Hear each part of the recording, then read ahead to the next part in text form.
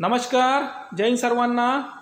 मित्रांनो, तुम्हाला एक सांगतो, आपल्याला हे आयुष्य एकदाच मिळालेलं आहे आणि ह्या आयुष्याचा चांगला सदुपयोग करा, लाईफ एन्जॉय करा. ठीक आहे. जास्तीत जास्त वेळ आपण आपल्या परिवारासंगे देत चला, मुलाबाळांसंगे बायकोसंगे देत चला. तुम्हाला एक सांगतो मित्रांनो, तुम्ही कितीही पैसा कमवा, परंतु जास्तीत जास्त वेळ घरच्या परिवारासंगे देत चला. ठीक आहे.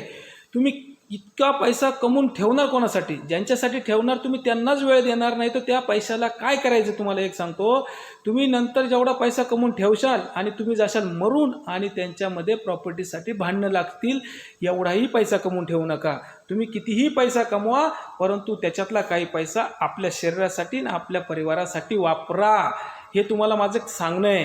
तुम्हाला एक सांगतो मित्रांनो, जर तुम्ही तुमच्या परिवाराला वेळ दिला नाही आणि तुम्ही नुसते पैशाच्या मागे धावत राहिले ना, आणि ज्या दिवशी तुम्ही आजारी पडले आणि ज्या दिवशी डॉक्टरच्या दवाखान्यामध्ये जेव्हा बेडवर झोपशाल आणि डॉक्टरला म्हणशाल, डॉक्टर साहेब माझ्याकडे हे 10 करोड रुपये आहे आणि हे तुम्ही घ्या आणि पण मला वेळ द्या, मला वेळ माझ्या मुलाबाळांसंगे घालवायची आहे, त्यांच्या संग हिंडायचं आहे, फिरायचं आहे, परंतु त्यावेळेस डॉक्टरसुद्धा तुम्हाला वेळ देणार नाही, कारण तुमची वेळ त्यावेळेस वरती जाण्याची राहील. म्हणून वेळेला महत्त्व द्या, पैशाला पण द्या, परंतु वेळ ही तुमच्यासाठी थांबणार नाही. तुम्हाला वेळेसाठी थांबावं लागेल. म्हणून तुम्ही वेळेला महत्त्व देत चला.